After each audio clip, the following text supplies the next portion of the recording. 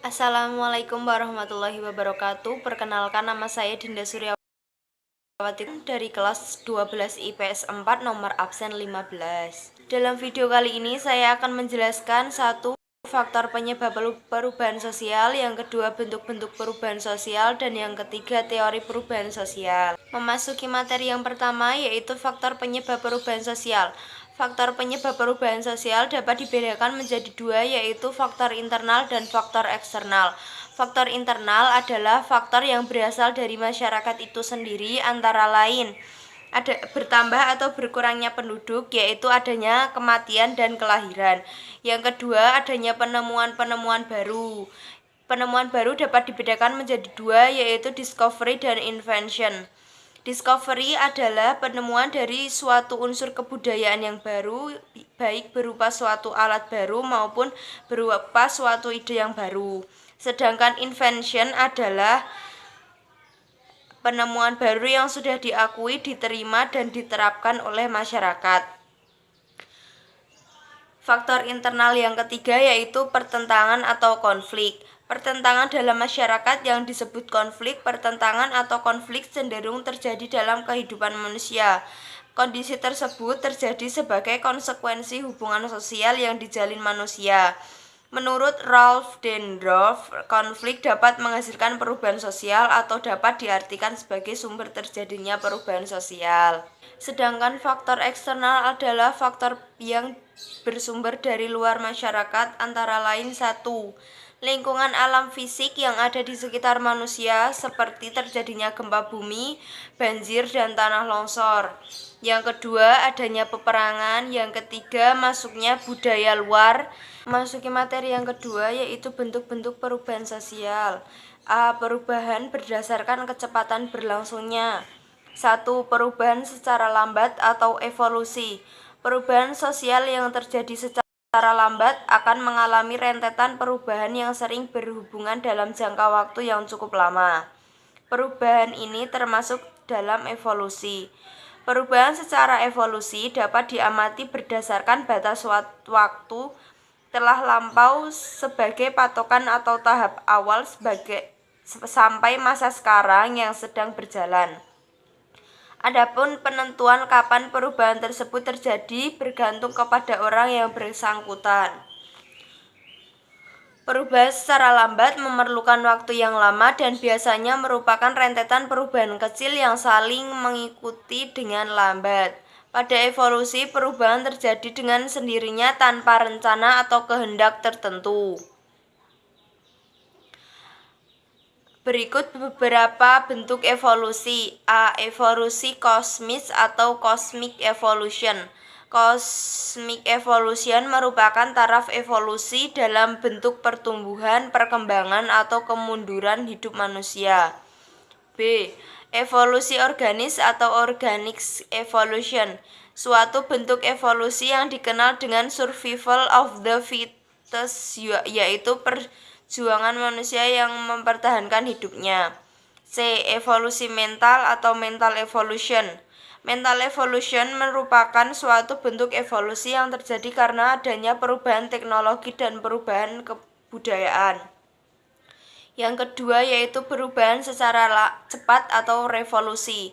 Perubahan sosial yang terjadi secara cepat dan mengubah dasar atau sendi-sendi pokok kehidupan masyarakat disebut revolusi.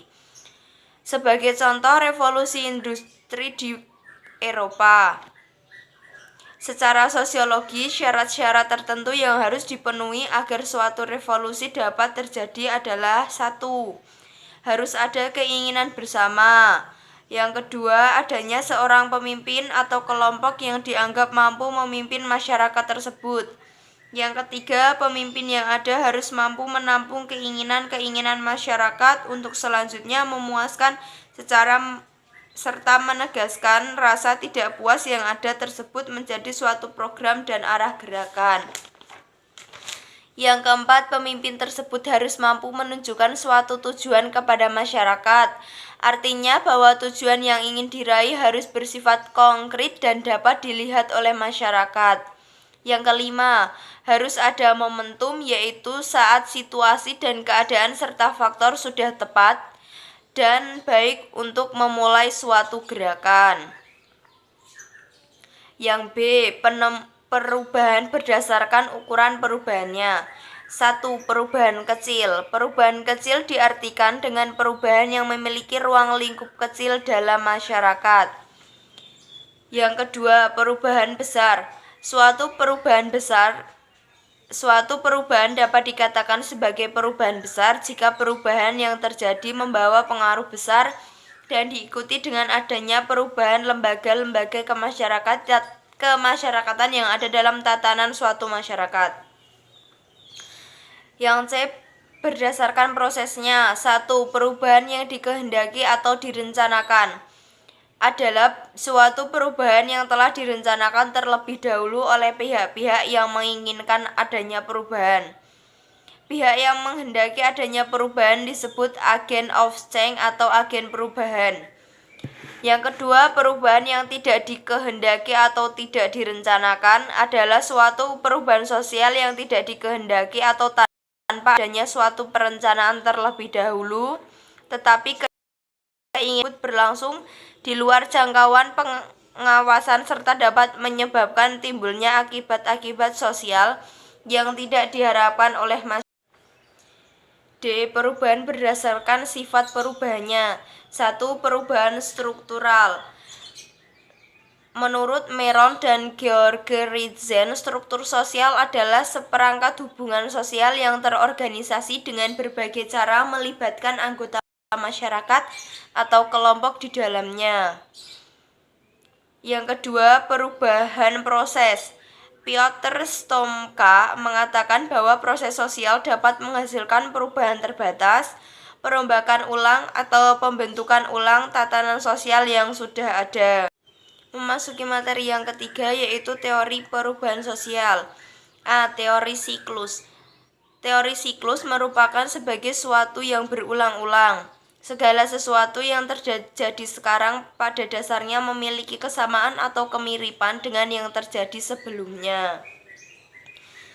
Yang kedua adalah teori perkembangan atau linier. Menurut para penganut teori perkembangan, perubahan dapat diarahkan ke suatu titik tujuan tertentu, seperti perubahan dari masyarakat tradisional ke masyarakat modern yang kompleks. Teori perkembangan dapat dibagi menjadi dua, yaitu 1. Teori evolusi. Menganut teori evolusi berpandangan bahwa masyarakat secara bertahap berkembang dari primitif, tradisional, dan bersahaja menuju masyarakat modern yang kompleks dan maju. Yang kedua, teori revolusi. Menurut Karl Marx, salah satu penganut teori revolusi, berpandangan bahwa masyarakat merubah secara linear tetapi bersifat revolusioner. Marx lebih lanjut mengatakan bahwa masyarakat feodal akan berubah secara revolusioner menjadi masyarakat kapitalis. Jadi pada dasarnya suatu masyarakat akan berkembang ke arah tertentu. Terima kasih.